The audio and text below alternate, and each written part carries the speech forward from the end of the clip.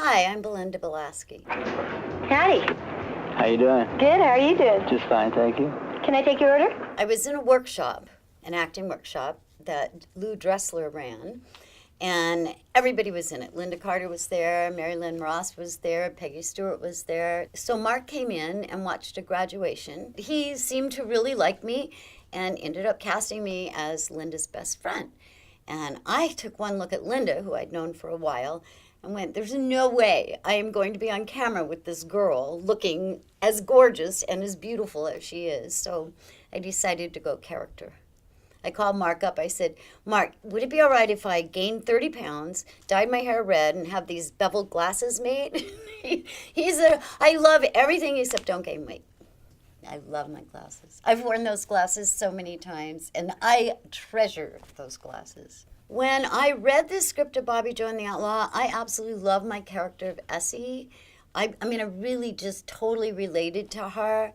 It was such a great part for me to play because I love to play characters, and I could totally wear all these old clothes that I used to wear back in the day when I would run around as a hippie and wear all these old clothes from, these secondhand stores. And I brought them into wardrobe. They used almost all of my wardrobe. Almost everything I wear in that film is my own. And I had all those bracelets, those silver bracelets that I wore. I'd been wearing them since I was 12 years old. After the movie, I took all those bracelets off, said they belonged to Essie, and I've never worn them again. I just recently, last year, found my script for Bobby Joe and the Outlaw. I have notes that are like the size of Eugene O'Neill notes, written on the back page of every single thing about my character, what she was thinking, what she was feeling, what was all the history before. I really worked hard on this film, and I did all the stuff my acting teacher used to tell us to do, and I think it paid off, actually. What is wrong with giving up? Oh, screw that, Cheryl, come on. Well, he said amnesty. Vernon Zimmerman, when a writer writes something like Bobby Joe and the Outlaw, and you're this kind of vigilante, kind of Bonnie and Clyde type character, I think there's a wannabe in there somewhere. Hey, come here. What's your name? Essie? That's her name? Bobby Joe. Aha. Listen, will you tell Bobby Joe to come over here? I said she's off work now. May I please take your order? All right. He's an amazing man. He has such amazing energy. To me, he single-handedly kept that whole set together because the drive inside of him is so strong and so powerful that once you get on a train with him, you can't get off. I lived up in Half Moon Bay, and his mother lived in Half Moon Bay. So there was these stories going around about Marjo's mother. I had not seen the movie Marjo yet, but I'd heard all these stories about this woman who did these kind of not so nice things to this child when he was trying to learn its lessons. But before I did Bobby Joe and the Outlaw, I did a movie, a TV movie of the week called Black Eye. And it was supposed to be a pilot for Fred Williamson. And in this movie, I'm converted. I get baptized and I'm converted. So, of course, what did I watch? I watched Marjo's movie because he converts all these people and they do that falling down, and that whole thing about Jesus. And so I used that as my research, which is so bizarre because then years later, I ended up working with Marjo.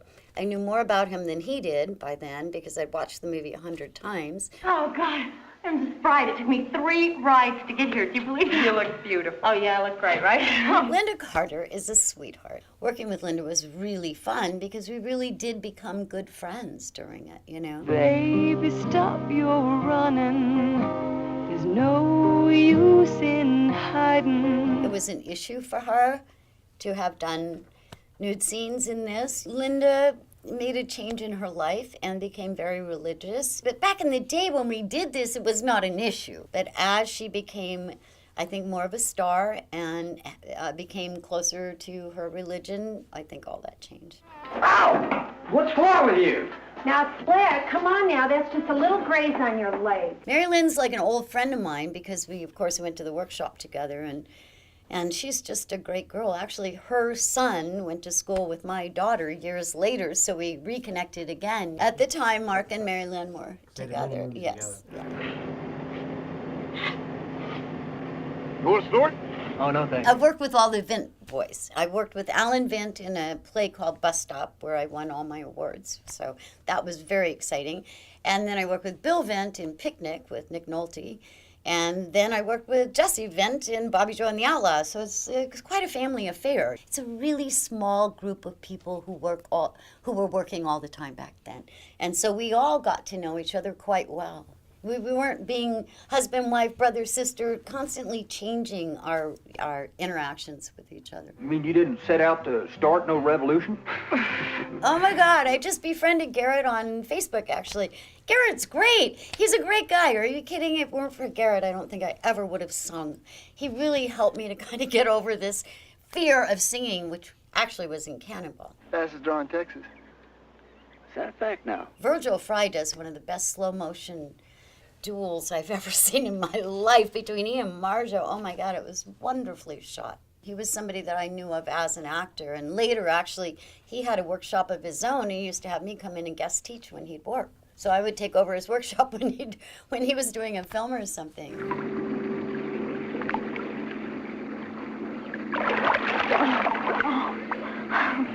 Well, you know, there we were in this freezing cold river that was supposed to be like a hot tub, and we were so cold. I mean, we're in New Mexico where it's really hot, but we went to the pool around 6 in the morning when the light came up, and it was like dipping into an ice well, do you know? So we got goosebumps all over us, and we're supposed to be so high and so relaxed, and we're all like going like this, freezing our what's off. It was really fun. And that Indian kept putting his hand under the water. Yeah, you got to watch those Indians. It's true. I kept moving his hand off at me. And of course, Linda was coming unglued about multiple things, so it was pretty fun. Marjo is so great to work with.